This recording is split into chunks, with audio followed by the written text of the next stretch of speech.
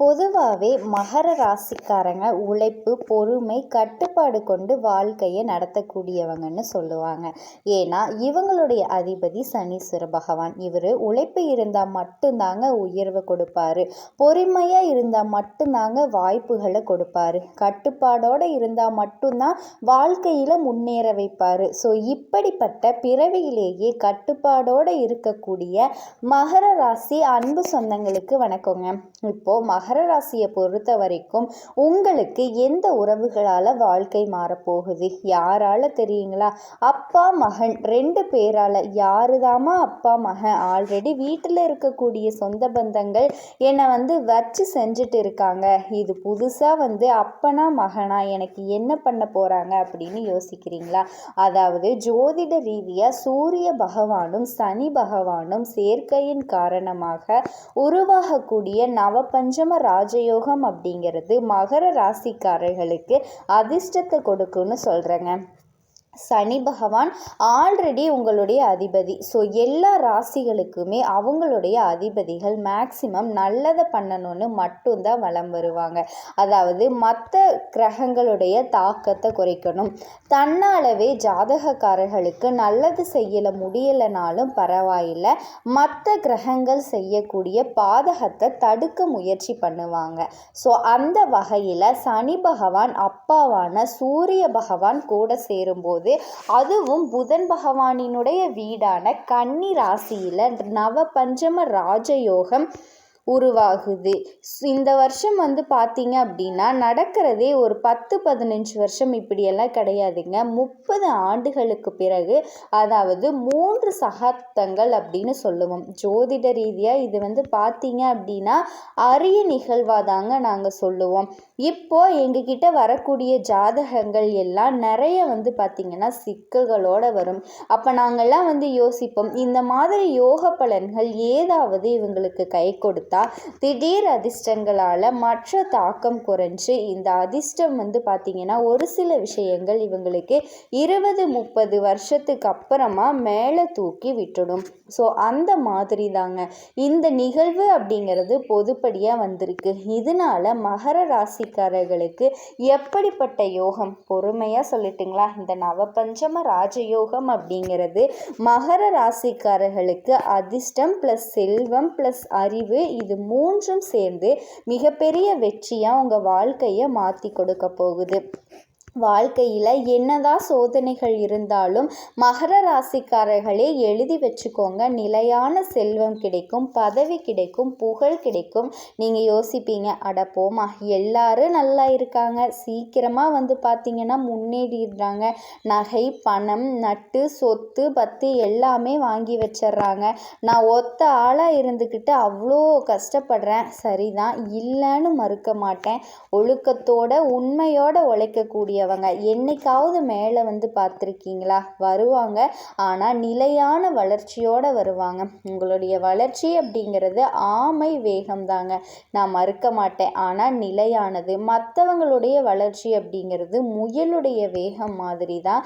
ஆனால் பார்த்தீங்கன்னா ஓய்வெடுக்கலான்னு நிற்பாங்க, அப்போவும் நீங்கள் உழைச்சிட்டே தான் இருப்பீங்க. அதாவது நேரம் காலம் பார்க்காம நிறுத்தாமல் உழைக்கக்கூடியவங்க நீங்கள். உழைப்புக்கு பேர் போன உங்களுக்கு உயர்வு அப்படிங்கிறது எப்படி வராமல் போயிடும்? கண்டிப்பாக நீங்கள் நல்லா இருக்க போகிறீங்க. அவங்களுக்கு அப்படி ஒரு ஆக்டிவேஷன் தாங்க கொடுக்குது. ஸோ இந்த யோகம் அப்படிங்கிறது நவ அப்படின்னா 9, பஞ்சம அப்படிங்கிறது 5. இந்த 2 இடங்களுமே வலுவாகிறதுனால வாழ்க்கையில் அதிர்ஷ்டம், செல்வம், அறிவு, புகழ், உயர்வு எல்லாத்தையுமே தரக்கூடிய ஒரு சக்தி வாய்ந்த யோகமாக தாங்க நாங்கள் பார்க்கணும். இப்போ நம்மளே இருக்கோம், ஒரு மாணவர்களாக இருக்கக்கூடிய பட்சத்தில் சார் சொல்லி கொடுக்குற மேக்ஸ் நம்ம போட்டிருப்போம், அவர் சொல்கிற மாதிரி எல்லாம் பண்ணுவோம். ஏதாவது ஒரு மேக்ஸ் பார்த்தா கொஞ்சம் சிக்கலாக வந்துடும். அப்போ நம்மளும் எவ்வளவோ பார்த்திங்கன்னா முயற்சி பண்ணி விட கொண்டு பார்ப்போம், ஆனால் அது கொடுப்போம், அவர் சாதாரணமாக முடிச்சு கொடுத்துருவார். அப்படி தாங்க. அதே மாதிரி ஆனால் சூரிய பகவான் பார்த்திங்கன்னா சனி பகவான் பிறந்தப்போ கொஞ்சம் மங்கி போனார் அப்படின்னு சொல்லுவாங்க. கண்டிப்பாக நீங்கள் உங்களுக்கு எடுத்த விஷயத்த கரெக்டாக பேசி மனசில் பட்டதை பேசிடுவீங்க. எவ்வளவு தான் கோடிக்கணக்கில் உனக்கு சாதகமாக நிறைய விஷயங்கள் பண்ணுறேன்னு ஒருத்தர் நின்னா கூட சரிங்க, தயவு செஞ்சு கிளம்பு, எனக்கு அது வேணாம் அப்படின்னு சொல்லிட்டு நீங்கள் போய்கிட்டே இருக்கலாங்க. கண்டிப்பாக யார்கிட்ட இருந்தும் எந்த உதவியும் வாங்காதீங்க.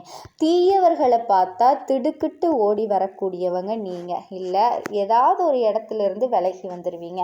தவறான பாதைக்கு போகாதவங்க, தவறானவர்கள் கிட்ட சேராதவங்க, அந்த மாதிரி தாங்க சொல்லலாம்.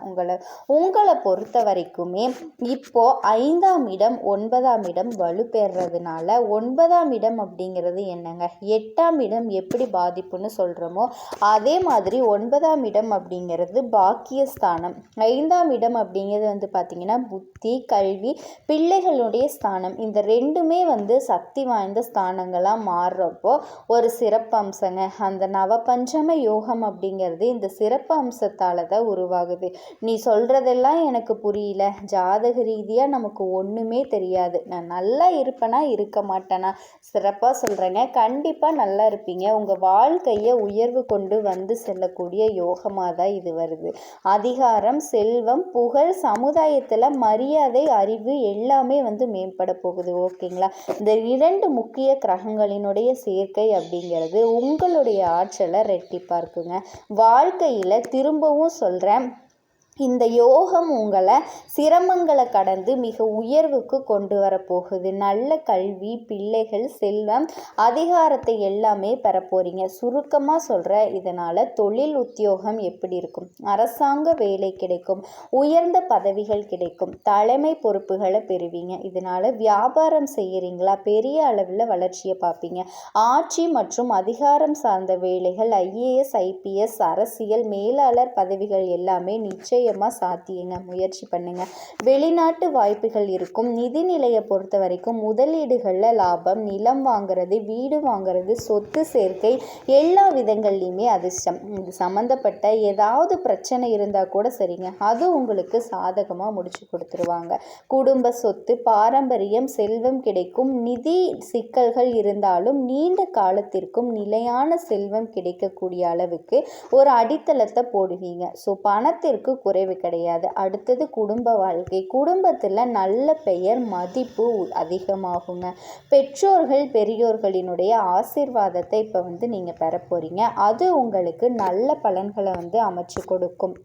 அதே மாதிரி குடும்ப உறவுகள் சீராக இருக்கும். பழைய பிரச்சனைகள் கூட மறைய போகுது. உறவுக்காரர்கள் எல்லாம் பார்த்திங்கன்னா தெரியாத ஏதாவது ஒரு சண்டை சச்சரவு, மனக்கசப்பு எல்லாம் இருந்திருக்கலாம், எல்லாமே மறைஞ்சு போகும். இதோட திருமண வாழ்க்கை, திருமணம் ஆகாதவங்களுக்கு, திருமணம் தாமதப்பட்டவங்களுக்கும் நல்ல வாழ்க்கை துணை கிடைக்கும். உங்களுக்கு புரிஞ்சிருக்கக்கூடிய ஆதரவு தரக்கூடிய அமைப்பில் வாழ்க்கை துணையும் அமையும். அதே மாதிரி துணையோட ஆதரவின் காரணமாக தொழிலும் சரி, நிதி வளர்ச்சியும் சரி நல்லா மேம்படும். உங்களுடைய துணை அறிவாளியா, ஆதரவானவர்களாக இருப்பாங்க.